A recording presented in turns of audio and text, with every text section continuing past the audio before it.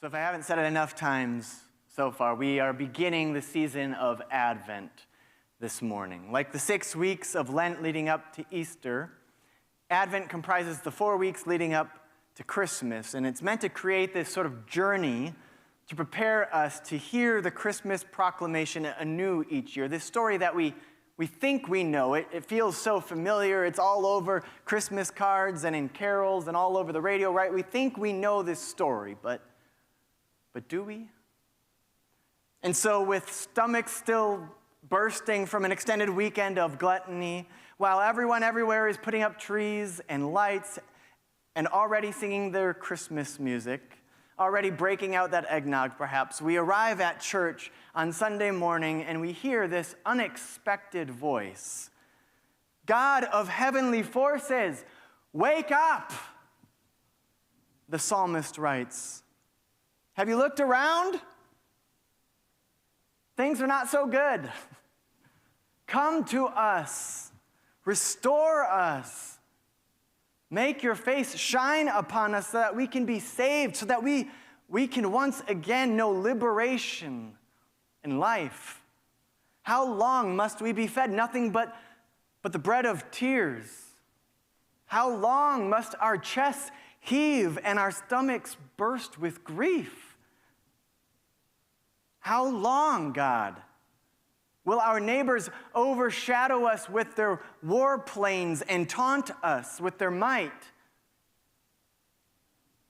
God, shine your light into this deepest darkness. Save us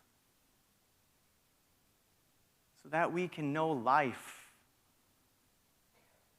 Every year, Advent, it strikes this dissonant chord into our extended, cheer-filled holiday season. And yet every year, at least for myself, I find myself feeling that it feels just as strange, just as unexpected, even though I know the story. And I think that's because Advent offers us such a different entry point in the journey to Christmas from our wider culture. And that entry point is the deep darkness of suffering. It is the stories of a people weathered and weary from the struggle of a long, long waiting. Over the course of hundreds of years from that time those words were written by the psalmist, to the time of Zechariah and Elizabeth, of Mary and Joseph, over those hundreds of years, generations of Jewish people endured one brutal wave of occupation after another as powerful empires battled one another for control of ancient Palestine. And each time, more sons were lost in battle, more land was confiscated, more hopes were dashed. With each war, entire towns were razed, women and children taken as prisoners, enslaved. Jewish resistance fighters were crucified. The first Advent would come to a traumatized landscape and people. Like Palestinian Christians in Bethlehem and the West Bank this year who have canceled all of their Christmas festivities, all of their public celebrations, their gatherings in this time of deep violence and mourning. Like them, in the ancient world, dirges were the only songs heard across the land. Survival itself in such a time could feel like a curse. One Jewish priest who lived at that time, named Mattathias, who served in the temple in those days of foreign occupation and violence, he cried out, "Why was I born? To see this? To see the ruin of my people, the ruin of the holy city?"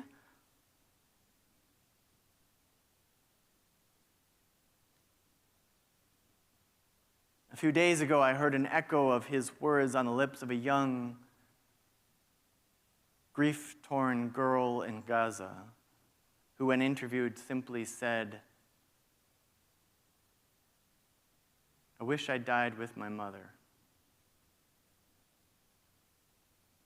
Every year, Advent strikes this dissonant chord into our cheery world. Not to be a downer, not to leave you feeling sad per se, but as a reminder that grief work is the seedbed for hope. Grief work is the seedbed for hope. We've been sold this idea that we can buy our way, to consume our way to joy, to peace, to happiness. But Advent reminds us that we cannot even begin to grasp the fullness of the hope or the joy, the love, the peace that our Christmas stories proclaim apart from attending to the brokenness of our world. And this is where the Gospel of Luke and the story of Advent begins. In the midst of generational and collective trauma compounded by one of the deepest griefs that a couple can know. That for all of their righteousness, their lives dedicated to simplicity and humble acts of faithfulness, for all of that, Zechariah and Elizabeth were unable to have the child that they so desperately desired. Month after month, year after year, their hope, their anticipation becoming more anxious, more fear-filled, until it was gone entirely. Luke calls them righteous, but they surely saw themselves accursed. What had they done to deserve this? And now they were old, trying to simply live out the last of their days with the few shreds of dignity that remained.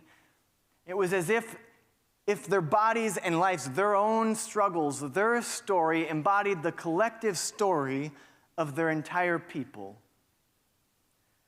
Weary and worn, Zechariah is no doubt surprised and perhaps a bit thrown to hear that he has been picked in the lottery to offer the prayers on this occasion inside the temple. And so as masses of people gather outside the temple, joining him in prayer, Zechariah made his way into the deep, dark, cold sanctuary of the temple. And as his voice mingled with the rising smoke of the incense, Zechariah offered up the needs and pain, the hopes, the prayers of the people. Perhaps as he prayed, he saw the faces of workers and those orphaned by the war, made widows, of farmers harvesting figs and fruit that they could not even afford to eat, being left half-eaten on the plates of the ruling class. Perhaps he too cried out with the words of the psalmist this morning, "How long, O Lord? How long must we suffer? How long will we continue to be mocked? When will the poor have enough to live and the greedy see their pockets emptied? Don't you see us? Don't you hear our cries?" And as he was crying out, suddenly he has this vision. A messenger of God appears beside the altar amidst the smoke. And as a frightened Zechariah loses his voice, this messenger from God spoke into his deepest prayers, namely that one that he dared not even mention. "Zechariah," the messenger said, "God has heard your prayers and is coming to you. Elizabeth is pregnant.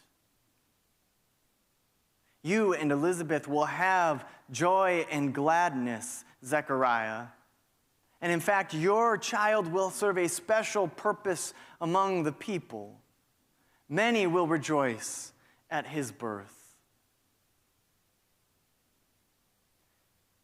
Now, I wonder in that moment if Zechariah wanted to laugh or cry. Right? Did he wonder if this were all some cruel joke? It was, after all, an absolutely absurd statement. As Zechariah mentioned, They were old, like old. Like way too old to have a baby. The story goes on to tell us that Zechariah is rendered mute because he didn't trust this word. He just could not believe it. One way to read this part of the story is that his muteness, his inability to talk until his baby is born, it's a punishment for not believing this messenger from God. But honestly, who can blame him, right? Zechariah was a descendant of generations of Jewish trauma, an old priest struggling like many of his neighbors. And I wonder if this word of promise, of possibility, of hope, of joy that spoke to his deepest longing and pain, it was just too much to bear. Too much to open himself to let himself hope for. Because what if it didn't happen? Again.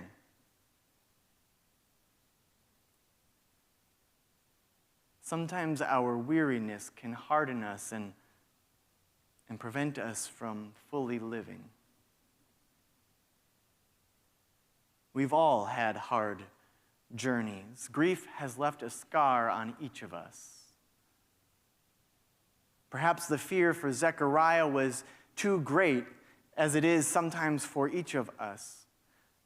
Perhaps truly opening ourselves to hope, to joy, to love, to true peace is always such a vulnerable act that fear is always hovering over it, over us. But what if? Perhaps that's why the messenger from God always begins with a reminder to take a deep breath. Do not be afraid. I know it's scary. See, this story of Zechariah, the stories throughout Advent strike a loud, dissonant chord into our festive cultural season of consumerism as a reminder to wake up, to pay attention to the people and the things that truly matter in our world. The things that the powerful want to distract you from, want to render invisible.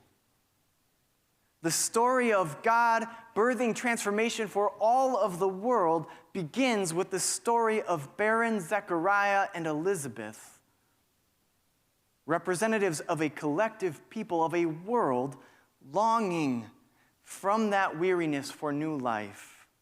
A world of war and violence and the abuse of power that makes it almost impossible to believe that such new life could even be. Perhaps like Zechariah, we too find ourselves in Advent unable to believe that another world is possible. How do you hold on to hope in such a time as this? What is the shape of hope, of joy, of peace in such a weary and traumatized land? What does it even look like? What is this Advent waiting, expectation that we speak of? As the theologian Kelly Nikondeha writes in her book, The First Advent in Palestine, for too many people over too many centuries, waiting is not partnered with anticipation. Hope is not on the horizon. Waiting is a thick sludge of darkness, especially for people made invisible, for people whom empire conquers and traumatizes. To this day, much of the world waits in this way. We are called to see them, to weep with those who weep. It is, after all, a predicate to rejoicing with those who rejoice. The story of Zechariah, the stories of Advent, help us begin to do just that, to refocus our hearts and our eyes, our minds and our ears, for Advent is a season and a set of stories that are meant to orient us toward a lifetime of faithfulness to the God of liberation and joy. What became more visible to me as I leaned toward Bethlehem, toward these ancient stories, she writes, were those suffering around me today. Refugees braving dangerous seas to find safety elsewhere. Immigrants surviving an undocumented life.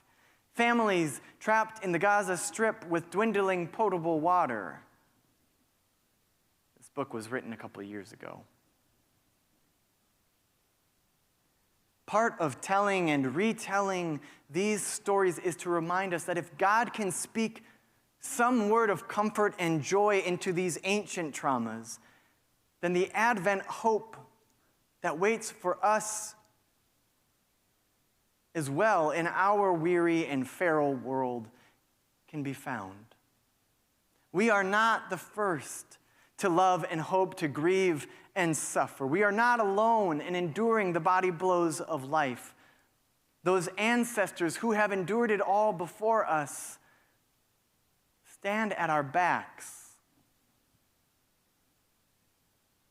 giving us the strength to keep on keeping on. And in fact, rather than running away from these difficult realities, believing that hope or joy or peace is found in their absence, if we could just separate ourselves enough from them, just sort of lock them down in the basement and stay up on the main floor, we wouldn't have to deal with them, then we could have peace and joy, right? Instead, our Advent stories remind us that love and joy and hope and peace, they only take shape from this place. As the poet and author Ross Gay writes, what happens if joy and pain are fundamentally tangled up in one another?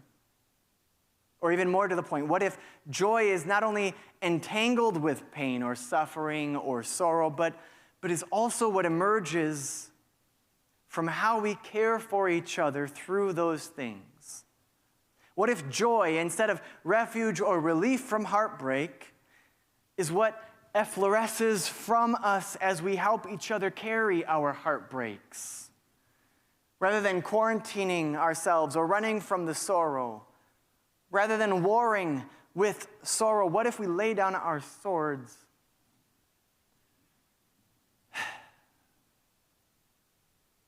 and invite sorrow in?